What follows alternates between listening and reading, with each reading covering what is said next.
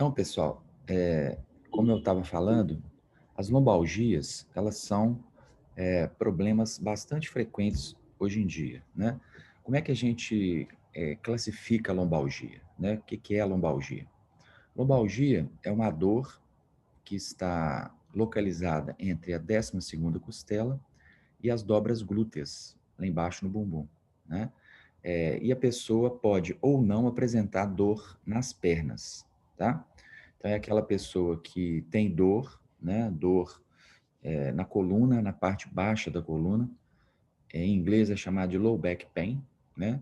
E essa dor, ela pode vir a doer somente na região lombar, mas ela pode também irradiar para as pernas.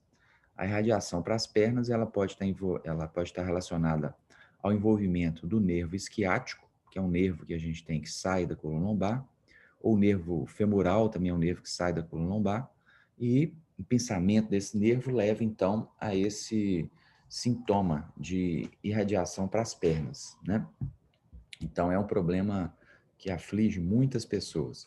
Pode ser uma dor só realmente na coluna lombar, ou uma dor que pega na coluna lombar e irradia para as pernas. Pode ser uma compressão neural, que dá alguns tipos de sintoma, ou não, pode ser apenas um processo muscular que tem o que a gente chama de dor referida, é aquela dor que desce, mas que não está havendo pensamento do nervo. O pensamento do nervo é bem característico. A pessoa tem uma dor muito forte que segue o que a gente chama de dermátono, que é aquela linha nas pernas que vão indicar qual o segmento da coluna lombar que foi envolvido, tá? Então, isso aí seria a definição de lombalgia. Se tiver alguma pergunta, é só fazer, tá, gente? Essa dor lombar, essa lombalgia, ela, em torno de 85 a 95%, ela é chamada de dor lombar idiopática, ou também chamada de não específica. A gente não consegue especificar muito bem qual é o local da dor, aonde que está acontecendo a dor, ou qual a estrutura que está sendo responsável pela geração da dor, tá? Algumas vezes a gente consegue indicar quando você tem uma doença na coluna, um problema reumático, quando você tem um tumor, quando você tem uma lesão muito grande, degenerativa. Isso a gente consegue, então, realmente dizer que a dor está vindo daquilo. Mas, na maioria das vezes, a dor ela é muito difusa. Várias estruturas dão os mesmos sintomas. E a gente não consegue identificar muito bem qual é a fonte da lesão. A fisiopatologia, como que ela acontece, o diagnóstico e também o tratamento, eles não são muito bem compreendidos, tá? Porque muitas vezes a pessoa tem um problema na coluna, tem a coluna com algumas alterações no raio-x ou na ressonância, e essa pessoa não tem dor. E outras têm a coluna muito boa, perfeita, e a pessoa tem muita dor. Então, nem sempre a gente consegue encontrar uma correlação entre os achados radiográficos e a dor, tá? Então, é difícil o diagnóstico. 80% da população é afetada. Ela é bastante comum em adolescentes, hoje em dia bastante comum, aparece bastante comumente em adolescentes. E a recuperação de uma crise de lombalgia, ela se dá em torno de 4 a 6 semanas, em torno de 50 a 80% das pessoas. Então é comum, se a pessoa não fizer nada, ficar em casa, fazendo as atividades delas normais, muito frequentemente essa crise de dor lombar ela passa, em torno de 50 a 80% das vezes, né? E existe uma taxa bastante alta de recorrência. Então, a pessoa começa a ter outras crises de dor lombar após 12 meses, né? Alguns evoluem para cronicidade, alguns ficam crônicas. As pessoas têm, então, desses 20% que sobram aí, algumas pessoas evoluem para cronicidade. São aquelas pessoas que têm dor por mais de 3 meses, tá? E 45 a 60% com menores incapacidades, mas 8 a 15% apresentam uma incapacidade severa. Então, desses 20%, né, 8 a 15% apresentam uma alteração bastante incapacitante. A pessoa acaba não conseguindo trabalhar, não conseguindo ter uma vida normal, produtiva.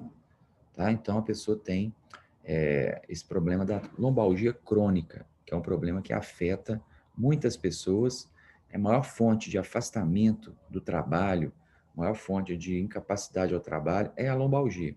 Então, a lombalgia é realmente um problema bastante grave, bastante problemático para a gente hoje em dia. Quando a gente fala, então, de dor, pessoal, dor não é simplesmente uma questão biológica. A dor, ela envolve um complexo que a gente chama de biopsicossocial, né? A dor não é causada somente por questões biológicas. E hoje a gente vê isso com muita intensidade. A dor, ela tem um componente psíquico bastante intenso. A gente sente dor, não é na coluna. A gente percebe a dor, interpreta a dor, é no cérebro. Tá? Então, hoje em dia, a gente vê que existem vários trabalhos demonstrando a importância das conexões cerebrais, do chamado neurotag, no aparecimento de dores e na perpetuação dessas dores. Tá? Então, o componente psíquico é importantíssimo aí no caso das lombalgias. E o lado social. A gente sabe que determinados problemas como estresse, ansiedade, insatisfação com o trabalho, essas coisas podem também gerar sintomas de dor nas pessoas. Tá? Então, quando a gente fala de um componente gerador de dor, a gente tem sempre que ter essa visão biopsicossocial, não só olhar o biológico. O biológico sozinho ele não explica o surgimento e a manutenção, principalmente a perpetuação das lombalgias. Tá? Então, é um processo que a gente interage biopsicossocialmente. Dentre esse complexo biopsicossocial, nós temos problemas também que podem levar o indivíduo a sentir dor na coluna, que são problemas de controle motor, problemas de disfunção motora, em que o indivíduo apresenta algum grau de incapacidade motora. Isso, então, está envolvendo a postura, a ativação dos músculos, deficiências nos movimentos dessa pessoa. E também da estrutura anatômica.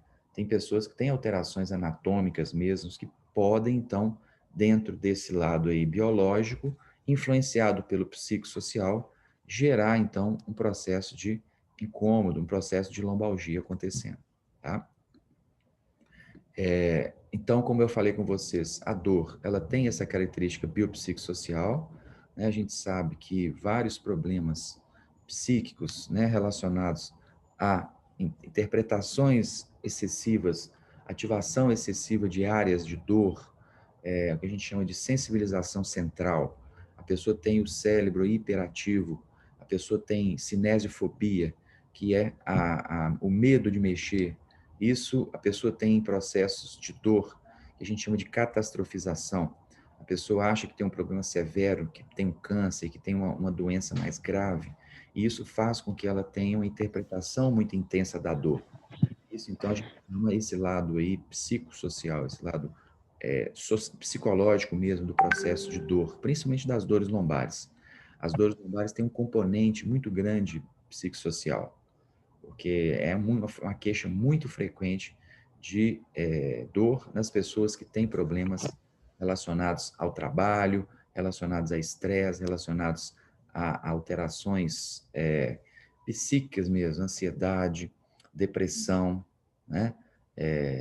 Problemas que vão muitas vezes causar uma interpretação excessiva daquele estímulo doloroso, ou mesmo criar um estímulo, né? Criar uma sensação dolorosa baseada em memórias, baseada em alterações cerebrais, baseada em alterações no que a gente chama de neurotag, que seria aquela rede de neurônios que percebe dor no nosso corpo, tá? Então, esse lado biológico, ele é importante, o lado psicossocial também é muito importante.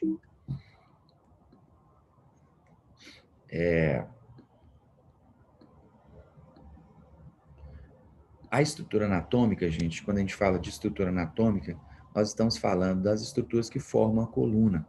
Então, aqui nesse slide, a gente está vendo o disco intervertebral, né? O disco, ele é uma fonte de dor para a coluna. As alterações na faceta articular, as degenerações, a artrose das facetas articulares, é também uma fonte de dor mecânica.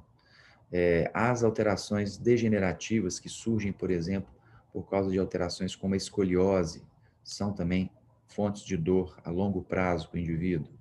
As alterações musculares, as alterações discais, as alterações musculares. Existem vários músculos que são fontes de dor para a coluna. Então, quando o indivíduo sente lombalgia, várias coisas podem estar envolvidas, várias estruturas articulares. E não só estruturas articulares, também estruturas musculares, que a gente vê alguns pontos gatilho, pontos de dores miofaciais, que são muito comuns de estarem dolorosos nas pessoas que têm lombalgia, tá? Então é difícil a gente, como eu falei com vocês, a grande maioria das vezes as lombalgias são inespecíficas. A gente não consegue identificar exatamente qual é a fonte daquela dor, porque várias estruturas dessas podem estar envolvidas e nem sempre essas estruturas podem estar também envolvidas. Você pode ter uma dor causada por um processo mental, tá? Então é uma questão muito complexa. A lombalgia ela envolve muito estudo, muita interpretação, tá? Nós temos a interação de vários fatores que vão, então, muitas vezes fazer com que o indivíduo sinta dor. Geralmente, quando a coisa é mais palpável, quando a gente tem uma característica mais visível, está relacionado a essas estruturas anatômicas que eu estou mostrando para vocês aqui. Os músculos, as articulações, os discos intervertebrais, são fontes frequentes de característica dolorosa, tá? Então, é um componente. Nós temos também as estruturas anatômicas, como eu falei com vocês, o disco intervertebral. O disco é essa estrutura que fica entre as vértebras para poder amortecer os impactos que vão ali acontecer sobre a coluna. Eles são maiores na coluna lombar, porque normalmente eles têm mais carga em cima da coluna lombar, então ele é maior, ele é mais forte na coluna lombar, menor na cervical e na torácica. Mas ele é maiorzão na lombar, por isso ele recebe mais carga e por isso é comum a gente ter muitos problemas de degeneração do disco, de hérnias de disco, né?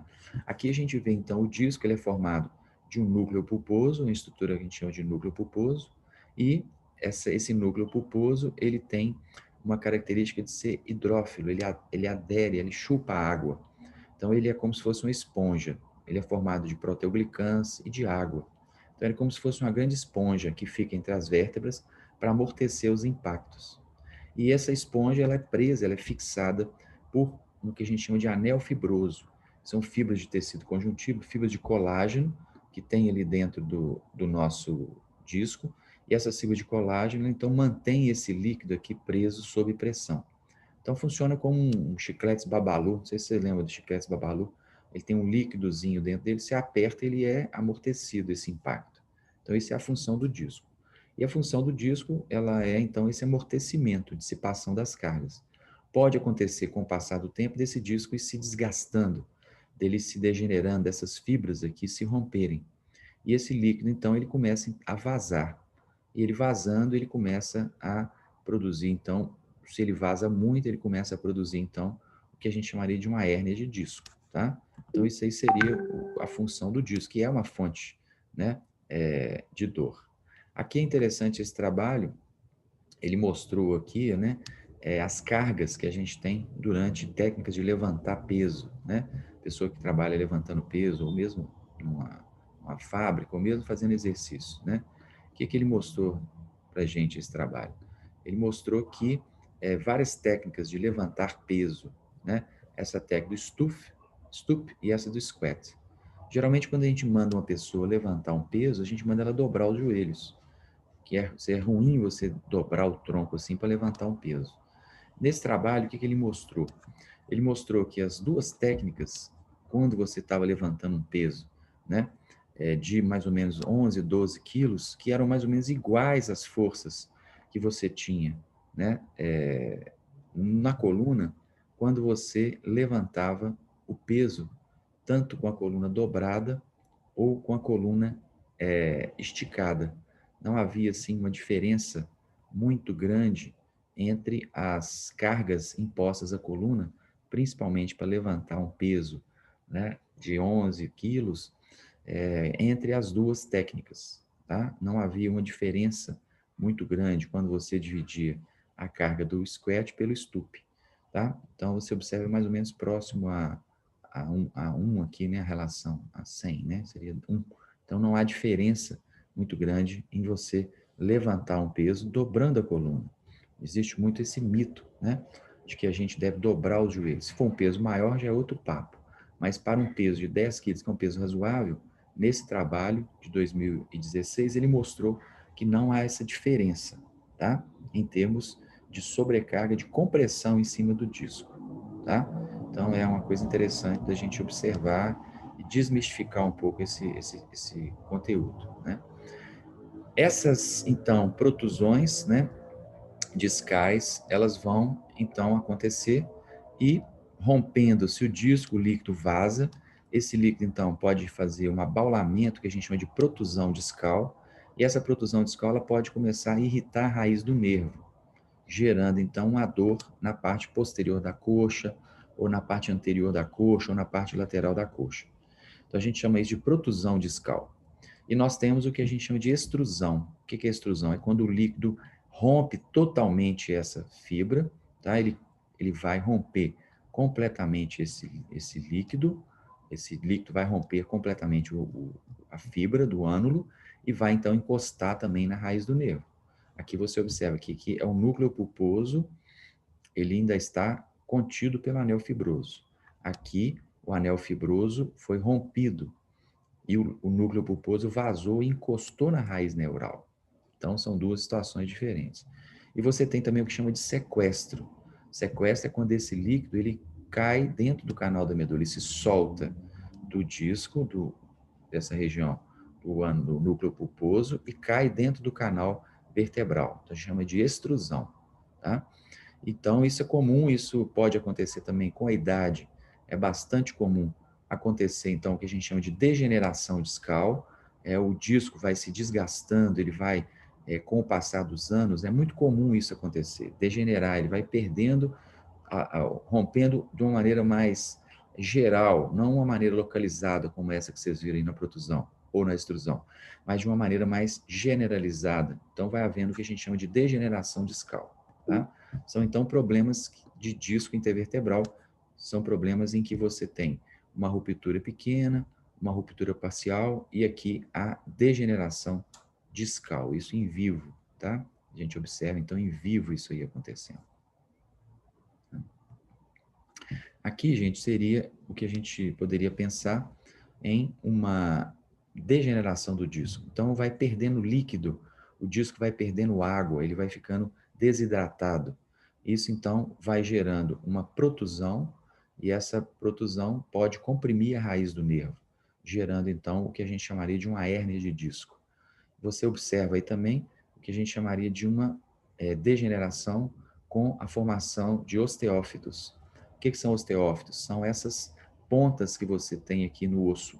Então, à medida que o disco se degenera, à medida que o disco se desgasta, você vai tendo, então, a formação de osteófitos, que são essas pontinhas ósseas, degenerações do osso, tá? Então, aqui a gente vê essa nossa degeneração discal. Ó. Aqui, então, olha lá, o disco vai perdendo líquido, ele vai desidratando. E isso vai, então, diminuindo também o espaço aonde passa o nervo. Vai havendo uma diminuição desse espaço. Pode acontecer também a hérnia discal ou a protusão discal, que isso, então, pode gerar o comprometimento, o fechamento disso aqui, que a gente chama de forame. E isso vai, então, comprimir o nervo e fazer com que a pessoa, muitas vezes, sinta dores irradiando para as pernas. Nesse caso, é uma lombalgia que a gente chamaria de ela é uma lombalgia bem identificável, né, com irradiação para os membros inferiores. E se você faz uma ressonância, identifica que há esse disco protuso, você então confirma que não é mais uma lombalgia inespecífica, é uma lombalgia específica, a gente consegue especificar qual é a fonte da dor que a pessoa tem. Só a degeneração discal não é característica de a gente afirmar que a pessoa tem a lombalgia por causa de degeneração discal. Muitas vezes as pessoas têm degenerações discais e não sentem dor.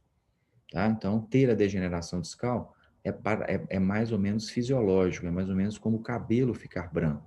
A gente, com a idade, vai tendo a degeneração do disco, a gente vai tendo esses processos de perda, de desidratação hídrica e de perda de proteoglicano, que é o que a gente chama de degeneração. Quando essa degeneração é muito grande, como essa que vocês estão vendo aí, isso pode levar a aparecimento de dores, né? Mas pequenas degenerações não indicam aí o aparecimento de dores lombares, são naturais, são meio que fisiológicas. Tá? Então, isso seria a degeneração discal. Tá? Aqui a gente vê um outro problema também estrutural, que pode gerar dor nas pessoas, que a gente chama de espondilolise. Então, você tem a fratura desse istmo vertebral. Esse lugarzinho chama istmo vertebral. Isso pode, então, gerar dores na coluna, principalmente em crianças, adolescentes que têm uma coluna ainda imatura e que fazem excesso de exercício de extensão da coluna. Vôlei, ginástica artística, pode haver um excesso de extensão da lombar. Esse excesso de extensão da lombar no esqueleto ainda imaturo pode produzir uma fratura dessa partezinha do istmo e uma dor muito forte na coluna. A gente chama isso de espondilolise, que é a quebra desse pescocinho aqui, de um cachorrinho que a gente tem aqui, ó. A gente tem um cachorrinho aqui e a fratura desse pescocinho. A gente chama então de espondilolise. Isso pode favorecer também um outro processo que a gente chama de espondilolistese, que é o deslizamento da vértebra para frente. Também é uma fonte de dores na coluna, tá? Por alteração óssea, estrutural mesmo.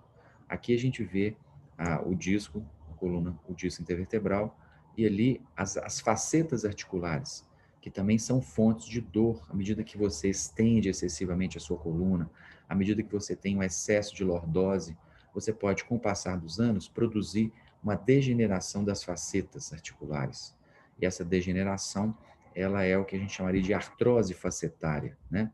É um processo de artrose das facetas. A pessoa que tem isso acorda de manhã com a coluna dura, com a coluna rígida. Essa pessoa tem dificuldades para se manter em pé muito tempo. À medida que ela fica em pé muito tempo, ela começa a sentir uma dor, uma queimação na coluna, tá? Ela tem aí um processo que a gente chamaria de artrose facetária, artrose nas facetas articulares, muitas vezes causadas pelo excesso de extensão. Observem que a extensão excessiva da coluna, ela aumenta o contato entre as vértebras, e a flexão, ela tira o contato entre as vértebras. Então, a pessoa que tem excesso de extensão lombar, ela vai ter uma carga muito grande em cima das facetas. Isso é gerado, por exemplo, por uma hiperlordose lombar. A pessoa que tem uma hiperlordose, ela vai, então, ter esse comprometimento das facetas articulares e isso vai, consequentemente, gerar dor, principalmente quando ela fica muito tempo em pé, que é quando ela exacerba o movimento de extensão da coluna, tá? Então, isso é comum acontecer, a gente chama de artrose facetária. A pessoa sente dores na coluna, pode também sentir essas dores irradiando para a região glútea, tá? Essas pessoas não devem fazer exercícios de stiff, exercícios que aumentem a pressão sobre a coluna, porque pode aumentar a pressão sobre as facetas. A dor pode vir também irradiando para as pernas, para a parte posterior das pernas, tá? Então, isso é causado por um excesso de lordose lombar, um excesso de curvatura da coluna lombar, com consequente degeneração facetária. Aqui a gente vê o disco, novamente, a parte estrutural, a faceta está na parte posterior, na parte anterior ao disco, e ali aquilo que a gente viu da hérnia de disco. O disco, com o passar do tempo, vai rompendo aquela fibra, e ele vai rompendo essa fibra, jogando muita pressão na parte posterior, e isso então vai acarretar um comprometimento do nervo, vai acarretar um pinçamento da raiz nervosa. Então, isso é o que a gente chamaria de uma hérnia de disco, de uma protusão no início que evoluiu para uma alteração de hérnia, tá? Então, isso aí acontece, geralmente, a flexão extrema da coluna, a flexão excessiva da coluna, ela gera muita pressão na parte posterior do disco e, consequentemente, pode favorecer a essa protusão. Então, pesos muito grandes, com flexão da lombar, são uma fonte muito frequente do aparecimento dessas hérnias discais. Tá? Então, o excesso de flexão da lombar com pesos muito grandes. Aquele exemplo que eu dei para vocês era 10 quilos. Não muda muito a pressão, mas com pesos excessivos e com amplitudes muito extremas, pode haver realmente o pinçamento aí da parte anterior da vértebra com o extravasamento desse líquido para a região posterior da vértebra, tá? Que vai, então, romper essa fibra do ânulo fibroso e produzir o que a gente chamaria de hérnia discal, tá?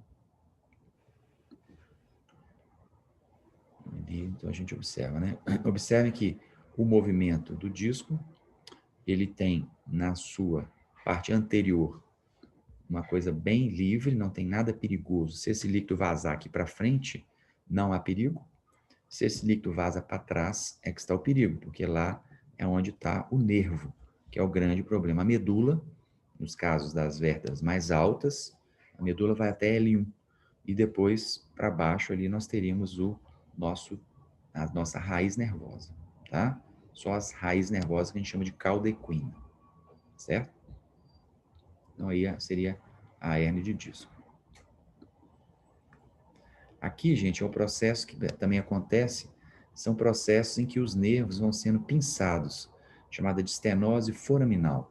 Então, aqui você observa o forame, que é onde sai o nervo, aqui tem a faceta articular, e com o passar do tempo, o uso da faceta, processo de artrose facetária, de desgaste articular das facetas, pode fazer com que a articulação cresça de tamanho, que ela hipertrofie, né? Aquelas degenerações facetárias que eu mostrei para vocês, podem hipertrofiar a faceta e gerar o fechamento desse forame.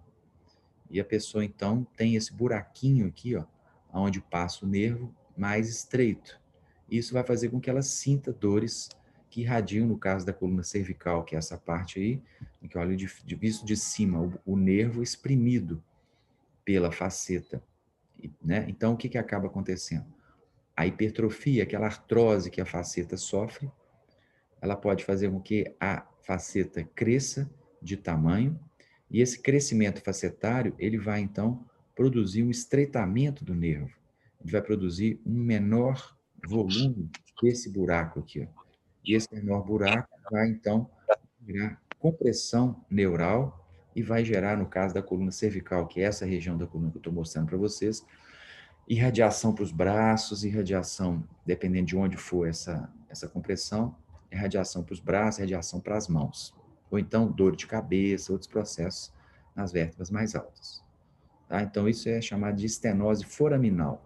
A estenose desse buraco aqui que é o forame. Tá? Isso acontece muitas vezes por processos de osteoartrite, que a gente vai ver uma aula só sobre osteoartrite, que é a degeneração das articulações da coluna.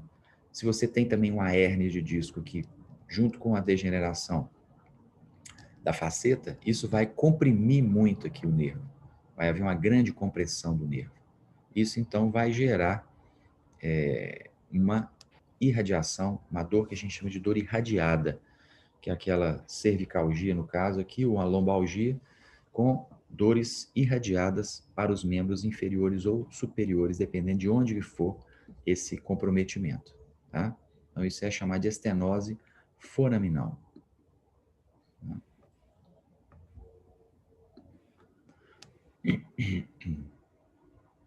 E além dessa estenose foraminal, nós temos também, como eu estou mostrando para vocês, a degeneração das articulações.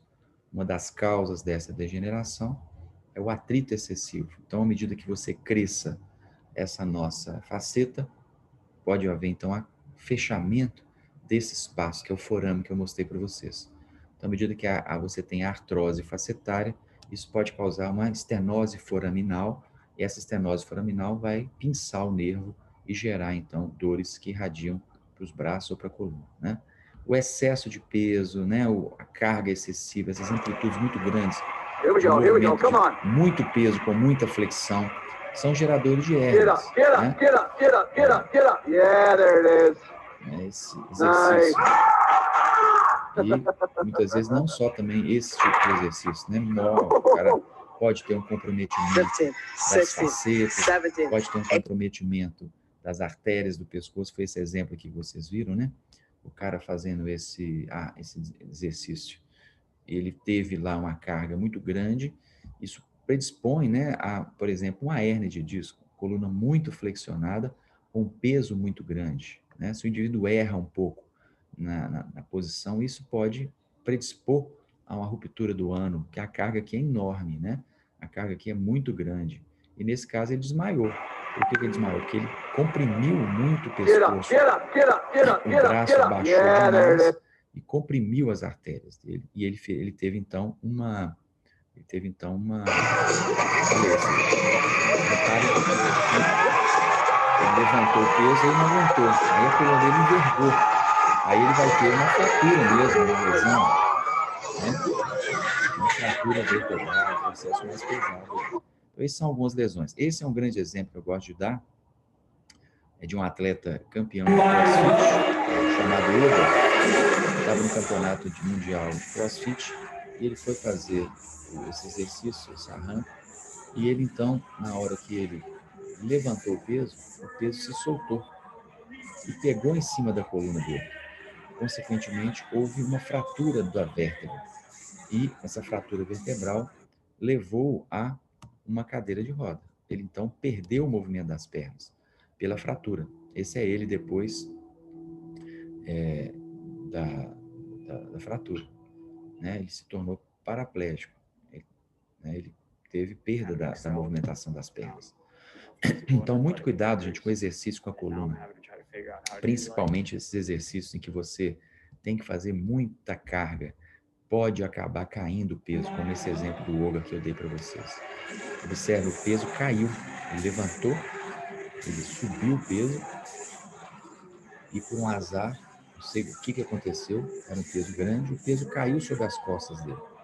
Como era muito grande o peso, houve uma fratura da vértebra, e ele então, com essa fratura, perdeu o movimento, teve lesão da medula e ficou paraplégico, tá? Então aqui a gente observa ele depois desse acidente. Ele consegue só fazer exercício com o membro superior, pernas, tronco. Ele não consegue mais ter estabilidade no tronco. Ele precisa de usar um colete, porque ele não tem estabilidade no tronco. Tá? Então, cuidado com a coluna. As alterações degenerativas, como essas aqui que vocês estão vendo. Isso aqui é a vértebra, uma tomografia, mostrando o fechamento dos forames. Observa que o forame está grande, aqui o forame fechou, que é aquela estenose foraminal que eu falei com vocês. O indivíduo, então, ele vai, a partir do momento que o disco vai degenerando, a partir do momento que o disco vai perdendo a altura, observa aqui que o disco está baixo, né? Ele vai fechando esse buraco aqui, ó. Ele vai diminuindo o tamanho dos forames. Aqui o forame está grande, aqui o forame diminuiu, a L4, L5, lugar muito comum de ter hérnia, de ter problema de degeneração. Observe que fechou, o disco diminuiu, as vértebras então fecharam esse espaço aqui.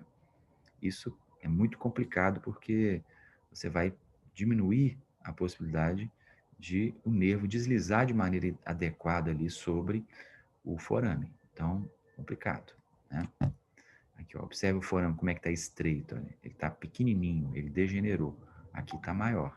Aqui fechou o tamanho do forame. Quanto menor a altura do disco, mais fechado estará esse forame aqui intervertebral. Tá? Aqui a hérnia de disco, né? Aquela projeção da coluna que tem o disco, está aqui uma protusão e aqui uma extrusão. O disco ficou extruso, ele soltou ali, ele venceu aquela fibra do ânulo e ele então, no caso, está pinçando o nervo. O nervo está passando, a raiz do nervo está aqui, ó. A raiz do nervo está sendo pinçada aqui, ó. Está sendo afastada, está sendo comprimida. Esse era um paciente que eu atendia, que no campeonato de CrossFit, era um campeonato de duplas, ela tinha que fazer um exercício de terra, né? Um exercício de stiff. E era em duplas. E ela era maior do que a colega dela. Então, o que acontecia? Na hora que as duas abaixavam para fazer o stiff, a menina era menor, ela tinha que abaixar mais. Depois desse exercício, ela começou a sentir uma dor na região glútea, começou a sentir uma dor irradiando um pouquinho, e no outro dia ela estava morrendo de dor irradiando para as pernas. Tá? Teve uma hérnia de disco. Aqui, ó, essa mesma paciente, uma artrose facetária. Então, se observa a faceta articular, essas duas espículas aqui não existem normalmente. Isso são osteófitos, são essas alterações chamadas de bicos de papagaio, né? Leigamente, vulgarmente, chamadas de bico de papagaio. Tá? Vem também desse excesso de carga, dessa compressão excessiva, artrose facetária. E aqui, ó, é um outro exemplo, né, de um processo que é um pouco mais sério, né, que é o que a gente chama de espondilolise e espondilolistese. Observe isso aqui, a coluna de uma pessoa, tá? Essa coluna é normalmente a L5, isso aqui é a quinta vértebra lombar, essa vértebra teria que estar aqui, ó, e ela está lá para baixo. Ela deslizou anteriormente sobre a S1. Então, isso é uma espondilolistese. É o deslizamento de uma vértebra sobre a outra. Isso aqui é 1 grau 3 de espondilolistese. Era um menino de 14 anos, também meu paciente, jogador de tênis, que toda vez que ia sacar, sentia dor na coluna. E aí fomos observar, fomos avaliar, ele tinha isso aí, ó, a vértebra deslizou para frente, a vértebra deslizou de uma maneira muito intensa. Ele teve que submeter um processo cirúrgico, realmente, de fixar essa coluna dele, que não tinha condição de viver assim, de nascença, né? A pessoa já nasce com essa deficiência, tá? Então, isso se chama espondilolise e espondilolistese. Aqui, ele fazendo um movimento de flexão. Observe que a coluna dele parece que tem uma coisa quebrada ali no meio. Uma lordose grande e na hora que ele abaixa, como se fosse uma quebra aqui realmente da coluna, né? Dá uma quebra, que é o lugar onde tem a espondilolistese, tá? Ele colocou, acho que foram 12 parafusos na coluna e ficou bom, tá? Aqui a gente vê aquela protusão e aqui a herniação, né? Essa aqui é aquela imagem daquela minha paciente que eu falei para vocês do CrossFit fazendo stiff, que a pessoa está deitada, tá? E aqui a protusão discal. Então essas, gente, são fontes aí de dor para as pessoas. São realmente algumas fontes de dor. Muitas vezes essas pessoas, elas que têm esses problemas de hérnia, elas têm que submeter a processo cirúrgico. Em torno de 5 a 10% das pessoas que têm hérnia são de tratamento cirúrgico, a grande maioria é de tratamento conservador. A hérnia é um processo benigno, ela é um processo que, na maioria das vezes, ela é reabsorvida pelo organismo, ou a pessoa se adapta àquela hérnia, a pessoa fica bem, grande maioria das vezes, 90%. E em casos extremos, tem que fazer cirurgia.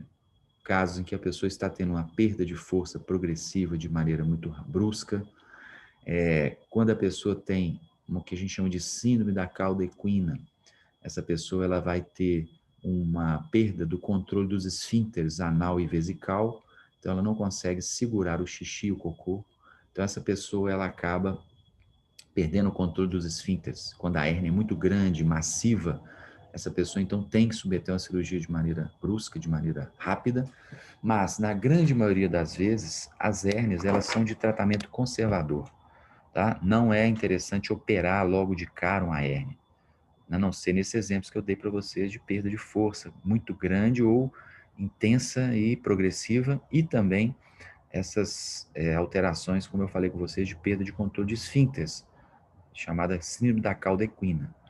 Quando isso acontece, gente, você pode, então, o médico tira o disco e pode ter só a dissectomia, que é tirar o disco, ou fazer a dissectomia associada a uma fusão vertebral. Então, aqui você tem a fusão, tá? Você está aqui fundindo essas duas vértebras, unindo essas duas vértebras. E aqui você tem também uma prótese do disco, tá? Então, isso são situações extremas que podem acontecer para o que a gente chama de artrodese da coluna. É aquela pessoa que tirou o disco e que, com o passar do tempo, continuou tendo dor, a pessoa que teve uma síndrome da cauda equina, que teve uma lesão muito grave. Muitas vezes pode ser necessário fazer isso que vocês estão vendo aqui, que é artrodese, que é juntar essas duas vértebras, unir essas duas vértebras. A pessoa, então, quando faz artrodese, ela perde o movimento dessas vértebras, ela tem a perda desse movimento, né? Ela tem a perda do movimento ali daquela vértebra. Mas em compensação, ela pode ter aí o alívio de alguma instabilidade que a coluna possa ter por falta do disco. O disco ele faz falta, o disco ele é importante, o disco ele ajuda a gente a estabilizar também a coluna. Quando você tem uma lesão muito grave no disco, você pode ter isso que a gente chama de uma instabilidade vertebral. E essa instabilidade, ela pode gerar, então, uma dor, e aí o jeito é fazer essa artrodese, é fazer essa fixação da vértebra, né? Fixar novamente essa vértebra, impedindo que a vértebra se deslize. Isso a gente chama, então, de artrodese da coluna, tá? Artrodese. Lembrando que isso é raro, né, gente? É só em torno de 5 a 10% das vezes. Algumas constatações interessantes que a gente tem em relação a essas alterações estruturais que eu falei com vocês, as hérnias, as degenerações, né? É muito interessante a gente ver esse gráfico. Essa tabela Essa tabela mostra para a gente, olha só que interessante, os achados radiográficos, né, em pacientes assintomáticos. Então, observe, as degenerações do disco com 60 anos, 88% das pessoas têm. Isso são pessoas assintomáticas, pessoas que não têm dores na coluna. A protusão discal, ela é comum em 40% ou 38% das pessoas com 60 anos. E lembrando, gente, pessoas assintomáticas. As degenerações das facetas, elas estão presentes em 50% das pessoas com 60 anos. Está presente em 9% das pessoas com 30 anos. Então, isso, a espondilolistese que eu mostrei para vocês, com 50 anos, 14% das pessoas assintomáticas, pessoas que não têm dores na coluna, podem, né, apresentar essas dores. Então, o que isso mostra para a gente? Que não necessariamente essas alterações degenerativas, elas geram dor. Por isso que muitas vezes a gente tem dificuldade em dizer qual é a fonte da dor da pessoa. Porque tem pessoas que têm essas alterações degenerativas e não sentem dor. Nem todas essas coisas que eu mostrei para vocês, se aparecerem na ressonância, elas são causas de dor. Tem pessoas que têm essas imagens e não sentem dor nenhuma, não apresentam dor nenhuma na coluna. E aí ela começa a ter uma dor na coluna. Vai no médico, o médico faz uma ressonância. Ah, você tem uma artrose facetária.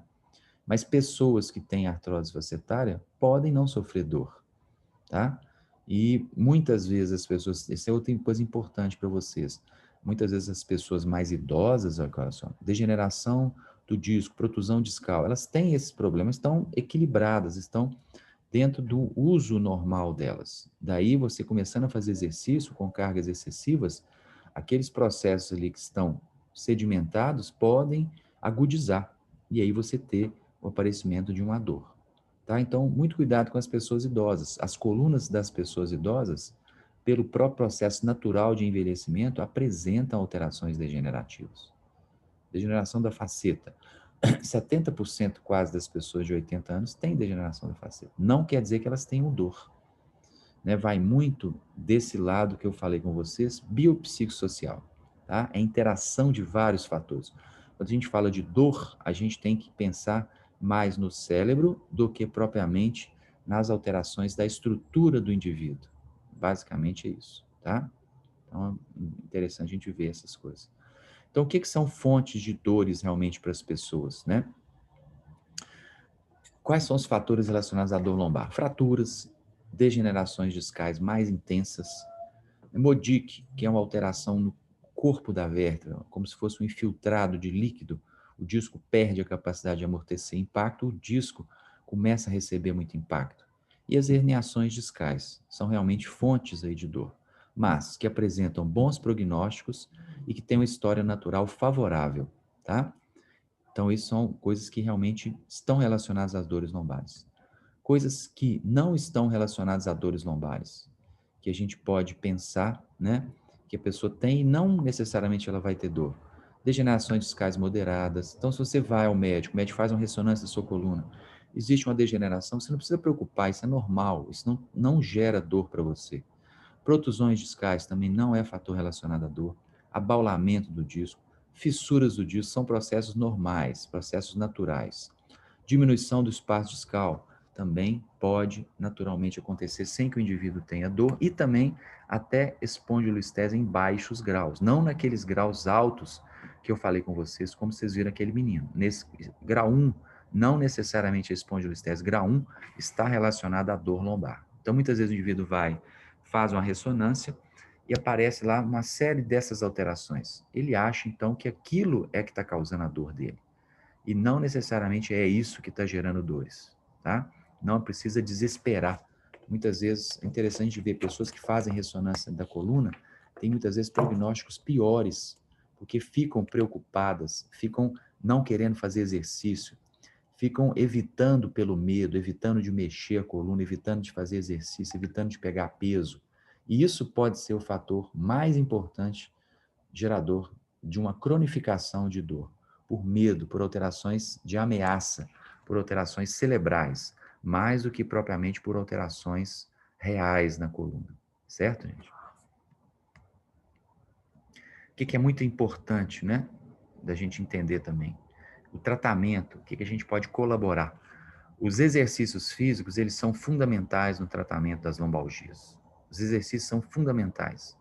Só baseado em força ou endurance tem um valor limitado. Nós temos que pensar na interação entre os fatores psicológicos, sociais e biológicos e incorporar demandas funcionais e as preferências do paciente, tá? Então, é importantíssimo que a gente trabalhe exercício com pacientes que têm lombalgia. A grande melhora, realmente, a única coisa que tem comprovação 100% é atividade física, exercício físico para pessoas que têm lombalgia. E é interessante porque vários tipos de exercícios físicos têm os mesmos resultados. Musculação, exercício aeróbico, tai chi chuan, yoga, tem um pilates, tem validade grande para as pessoas que têm lombalgia. Então, se você tem um aluno com lombalgia, exercício físico é a solução para esse aluno, tá? Entender o processo, saber quais são as características daquele indivíduo, como que evoluiu essa lombalgia, quais são as alterações radiográficas, as alterações estruturais que ele tem, analisar o lado biopsicossocial, analisar o lado psíquico, o lado social. Isso é fundamental para que a gente trate adequadamente um paciente que tem lombalgia crônica, principalmente, tá?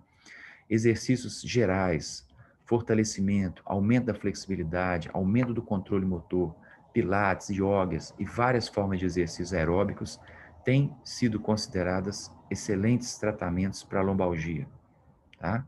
Então, não há diferença muito grande entre esses tipos de exercícios.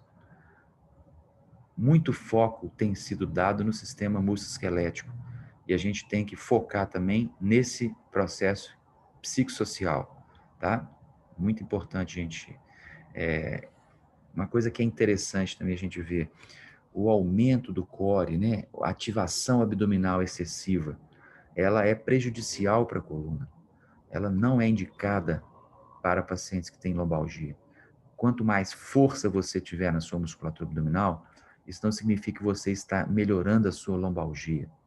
Ativação excessiva do core, mandar a pessoa ficar o dia inteiro com o abdômen murcho, mandar o dia inteiro a pessoa ficar com a barriga dura, isso é ruim. Isso gera o que a gente chama de fear avoidance, que é evitar pelo medo. A pessoa acaba evitando de movimentar pelo medo. E isso é um fator muito ruim em relação ao prognóstico. Isso vai gerando cronificação de dor. Tá, gente? Então, muito cuidado com o excesso de exercício de core.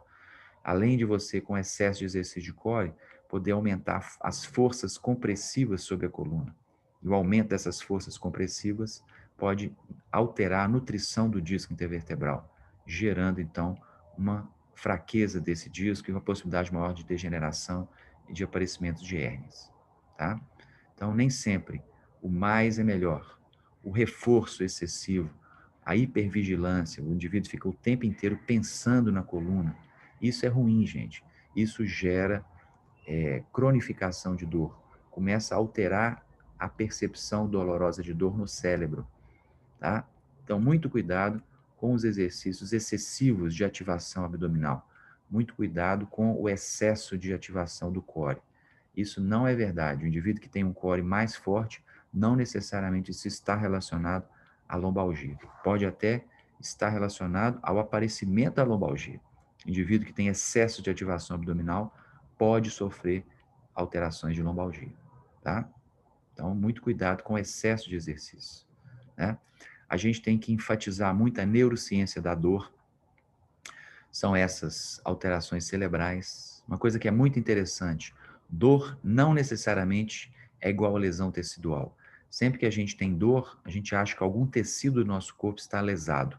Isso não é verdade. Você pode ter dor sem ter estímulo nociceptivo, sem que você sinta que você tem alguma estrutura machucada no seu corpo. Ou se você já tem uma dor, ela piorar não significa que você está também piorando a lesão tecidual. O cérebro é o responsável, muitas vezes, por essas percepções.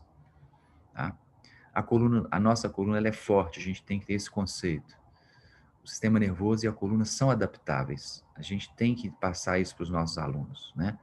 Para tirar um pouco desse estigma da coluna, de que a coluna é fraca, de que a coluna precisa de ser fortalecida, tá? Então, é muito importante a gente ter esses conhecimentos, tá? Importantíssimo. Pessoal, eu vou parando por aqui.